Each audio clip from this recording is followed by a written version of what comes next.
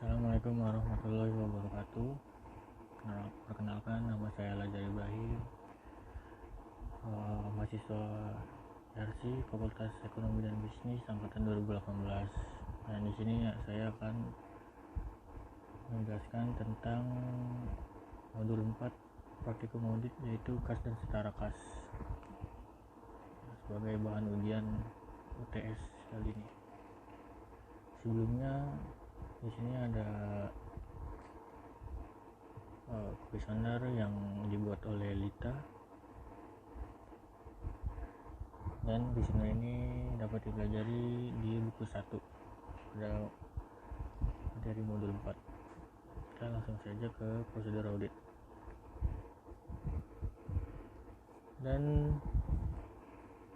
prosedur audit yang pertama itu ada uji ketaatan. Pertama itu ada tentukan sampel bukti-bukti pengeluaran dan penerimaan kas atau bank yang akan diperiksa untuk meyakinkan keabsahan transaksi, dan minta tanda tangan atau paras penjabat yang berwenang. Itu ada di indeks TOC2 dan TOC4 yang di sini. Untuk informasi TOC2 dan TOC4 itu ada di halaman 68 sampai 76 dan 104 sampai 113. Yang kedua juga sama, indeksnya ada di TOC2 dan TOC4. Yang infonya itu ada di buku halaman 68 sampai 76 untuk penerimaan kas, dan 104 sampai 113 untuk bukti pengeluaran. Nah, sebelumnya mohon maaf, ini saya nggak ngerti ya adminan dari mana ini. Selanjutnya ada uji kewajaran pada kas. Yang pertama itu step schedule utama dari kas dan setara kas, siapkan. Itu ada di indeks C. Yang kedua itu lakukan perhitungan kas count secara mendadak dan serentak untuk semua jenis kas yang ada di perusahaan, serta dibuatkan berita acara pemeriksaan. Yang itu ada pada indeks C1 dan C2. Untuk uji kewajaran ketiga dan 4 juga sama, indeksnya di C1 dan C2 yang datanya tertera pada buku 1 halaman 123 dan 124. Untuk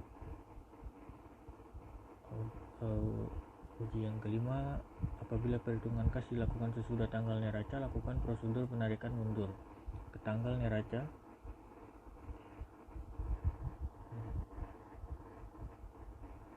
dan bila dilakukan sebelum tanggal neraca, dilakukan penarikan maju ke tanggal neraca. Itu ada di indeks C1. Begitu juga dengan yang audit yang ke-6 itu ada di indeks C1. Untuk C1 ini datanya atau informasinya itu terdapat di buku 1 halaman 123 dan 124. Yang ke-7 itu ada periksa penjumlahan lembar-lembar buku kas secara uji petik. Perhatikan pemindahan saldo pada lembar tersebut ke lembar berikutnya. Jika kas kecil menggunakan sistem dana tetap, teliti apakah sudah ada pertanggungjawaban dari dana tetap sebelum diadakan pengisian kembali. Untuk yang ke-10, buat daftar koreksi yang diperlukan. Pada ini induknya ada di indeks C, di indeks ini, dan 11 juga ada pada indeks C. Terusnya kita ke prosedur audit selanjutnya. Prosedur audit selanjutnya itu yaitu lakukan prosedur konfirmasi untuk semua akun bank, baik yang sifatnya masih aktif maupun yang tidak aktif. Itu ada di indeks CC3 dan CC4. Untuk datanya yang kita bisa dapat di buku 2 halaman 90 dan 91. Dan untuk yang kedua itu minta dari klien hasil rekonsiliasi bank dan periksa kebenaran rekonsiliasi tersebut, yaitu ada di indeks C3.1 dan C4.1 dan C4.1. Kalau untuk C3.1 dan C4.1 ini datanya dari buku 1 halaman 126 sampai 130. Untuk yang kelima ini, yakinkan bahwa tidak ada lapping atau window dressing dengan memeriksa bukti-bukti penerimaan dan pengeluaran akhir tanggal neraca. Itu ada di TOC2 dan TOC4. Yang informasinya sama juga dengan yang sebelumnya, yaitu ada di halaman 68 sampai 76 untuk penerimaan kas dan 104 sampai 113 untuk bukti pengeluaran. Ini yang ketujuh, yakinkan bahwa semua rekening dan bank merupakan rekening atas nama perusahaan bukan perorangan, dan perhatikan apakah ada kelebihan saldo di bank yang digunakan dalam waktu singkat, dan sarankan sebaiknya didepositokan untuk mendapatkan tingkat bunga yang lebih tinggi. Yang ke-9 ini auditnya, indeksnya dari TOC2 dan TOC4, dan selanjutnya untuk 10-11 indeksnya ada di indeks C.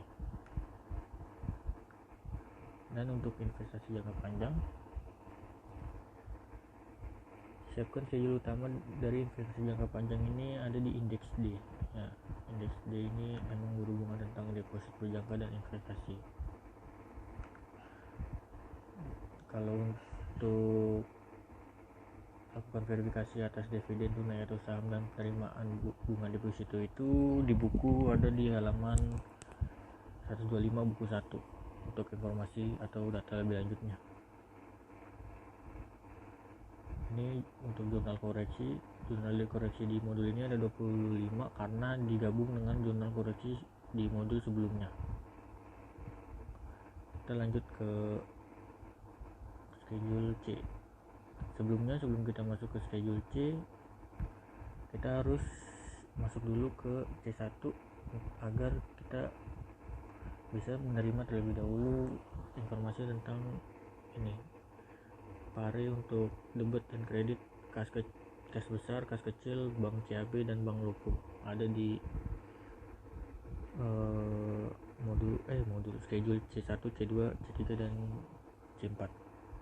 Ini kita masuk dulu ke berita acara pemeriksaan uang kas.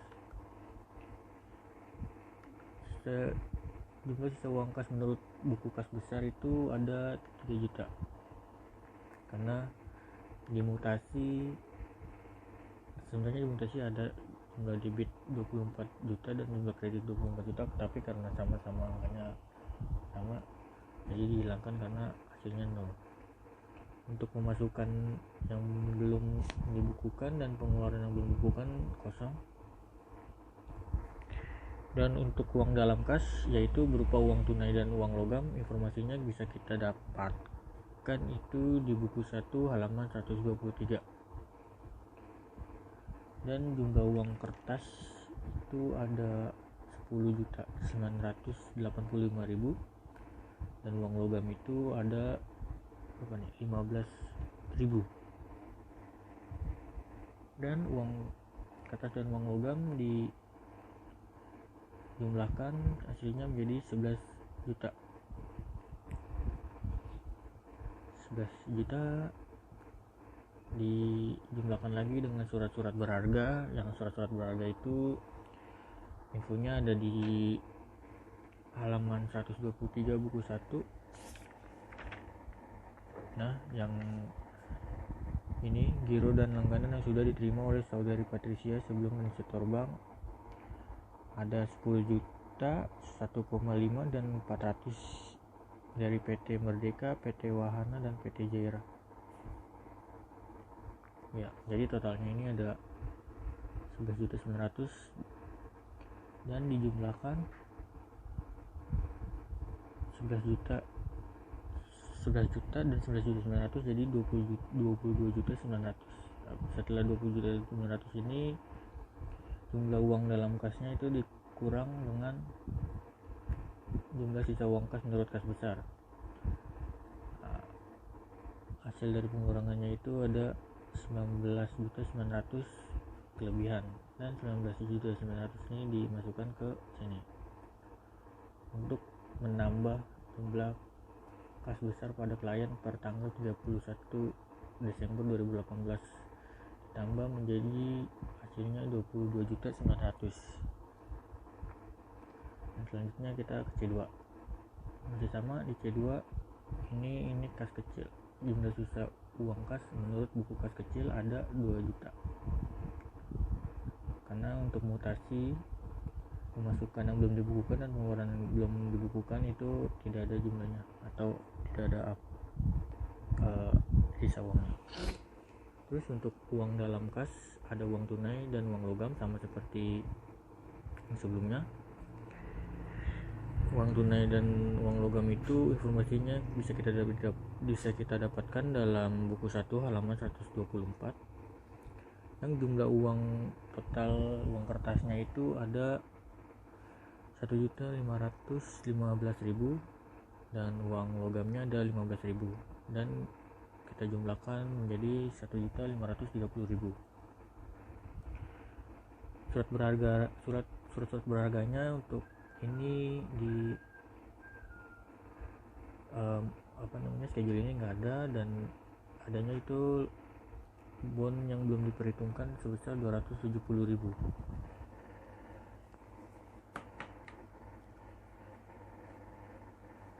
Ya, itu 270.000 itu didapatkan dari uang muka perjalanan 30.000, bensin 20.000, parkir dan tol 50.000, bensin 30.000, uang kos angkut 20.000 dan 20 lembar materai seharga 6.000. Nah, ini jumlahnya 270.000. Dan 1.530 tambah 270.000 hasilnya jadi 1.800. 1.800 dikurangi dengan 2 juta hasilnya minus 200, yang berarti kekurangan, dan kekurangannya itu ditaruh di sini yang akan mengurangi kas kecil per klien tanggal 31 Desember 2018 menjadi 1.800.000. Terus kita lanjut ke yang selanjutnya, C31. Ini adalah jurnal koreksi yang akan kita pakai untuk di sini. Nah, untuk yang C31 ini itu ada rekonsiliasi saldo menurut rekening koran itu ada sebesar 4.391.410 rupiah, ditambah dengan penambahannya itu pada tanggal 28 Desember ada deposit in transit.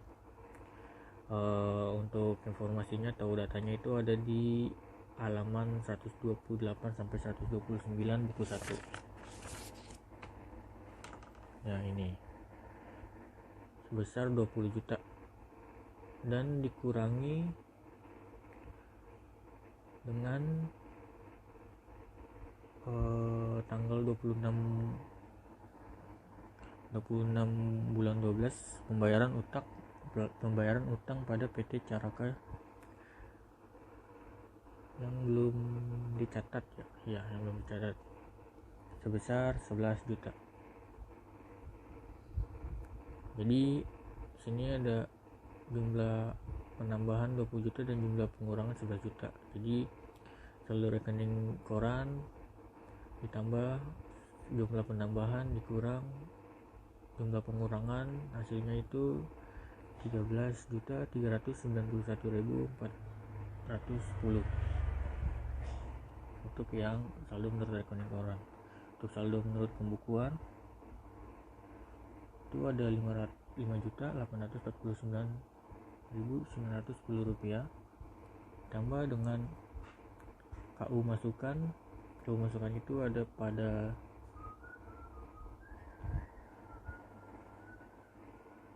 buku halaman berapa ya ini? Ya, itu halaman itu halaman 28 juga kayaknya, sebesar 10.600.000. Dan pendapatan bunga yang belum dicatat itu sebesar pada tanggal 28 bulan 12 sebesar 156.500. Kalau yang ini tuh keterangannya ini ada di C3 ini. Nah, ini dia untuk jurnal-jurnal yang di situ. Nah, jadi pengurangan penambahan jurnal di sini ada di C3 ini ya.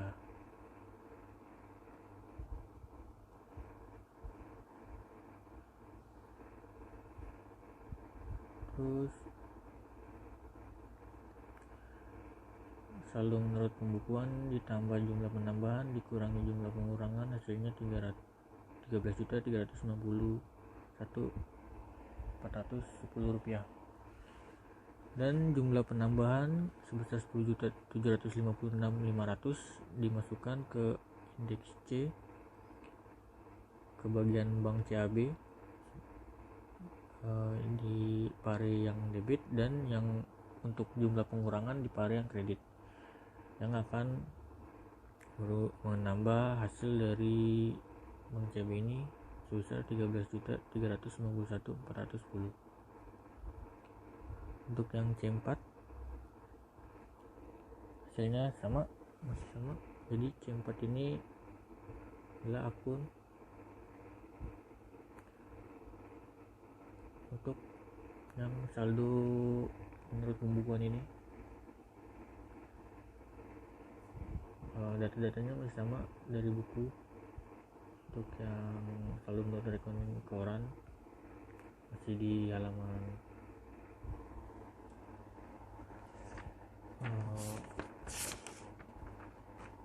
126 dan 127. Dan untuk yang saldo menurut pembukuannya ini, akun-akun penyesuaiannya ini ada di indeks C4 ini. Dan sama seperti yang tadi, jumlah penambahan 3.825.226 rupiah itu kita masukkan ke ini pare debit Bank Lopo, dan jumlah pengurangannya kita masukkan ke kredit, yang akan merubah jumlah yang ini menjadi 37.092.640 rupiah. Dan informasinya kita tulis di catatan pemeriksaan. Hasil kaskon untuk kas kecil terdapat selisih. Untuk pengeluaran kas kecil yang belum direimburse maka dilakukan koreksi sebagai berikut. Nah, itu ditulis. Terus kita lanjut ke indeks D. Di indeks ini ada deposit berjangka dan investasi pada saham. Kita mulai dari deposit berjangka. Deposit berjangka itu sebesar 1.450.000.000 kita dapatkan pada buku 1 halaman 125, yaitu deposit Bank CAB dalam rupiah sebesar 1 miliar dan dalam USD sebesar 30 dolar, yang pada saat itu dicatat kurs pada tanggal 31 Desember 2018 sebesar 15.000, dan hasil penjumlahan 1 miliar dan 30 ribu USD itu 1.450.000. Untuk investasi pada saham itu masih sama di buku halaman 125, yang harga saham pada 31 Desember adalah 10.200 untuk PT Garam dan 8.375 untuk PT Gudang. Saham PT Garam sebelumnya sebanyak 20.000 lembar menjadi 10.000 lembar, dan PT Gudang sebanyak 20.000 lembar. Itu jumlah lembarnya. Dan ini adalah hasil totalnya. Kita masuk ke TOC2. Untuk TOC2 itu ada apa ini? Uji transaksi penerimaan bank. Uji transaksi penerimaan bank ini untuk keterangan kita bisa dapatkan dari buku 1 ya. halaman 68 sampai 78. Ini transaksi penerimaan bank di kedua bank, Bank Lopo dan Bank CAB. Dan untuk berkas-berkas pendukungnya kita bisa kan dari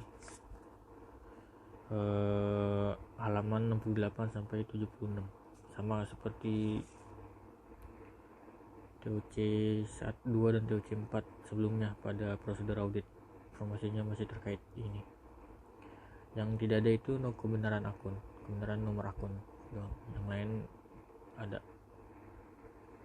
Selanjutnya ada TOC 4. Kalau untuk TOC 4 kita bisa dapatkan datanya itu dari buku halaman 126 dan 130.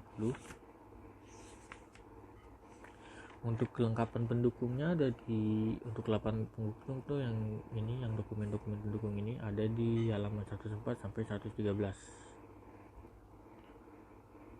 Ini transaksi penerimaan bank Lupu dan Bank CAB. Setelah itu kita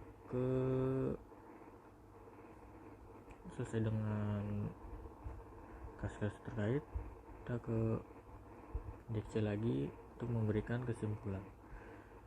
Kesimpulan pemeriksaan itu, menurut pendapat kami, saldo kas dan setara kas telah disajikan secara wajar dan sesuai dengan standar akuntansi keuangan yang berlaku. Dan selanjutnya kita ke indeks A2.1.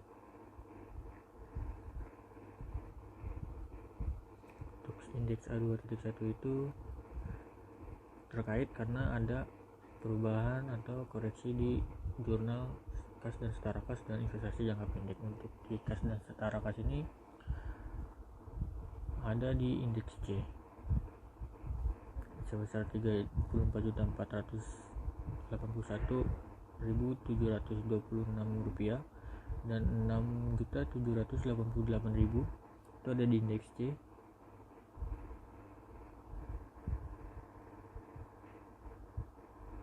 Yang ini dan yang ini kita masukkan ke indeks A2 untuk merubah hasil atau mengkoreksinya. Nah, dari 47.490.324 rupiah ditambah dengan 34.481.726 rupiah dan dikurangi dengan 6.788.000 rupiah menjadi 75.184.050 rupiah. Dan juga untuk yang ini investasi jangka panjang itu ada di indeks D, yaitu sebesar 4.500 debit. Indeks D yang ini 4.500 debit.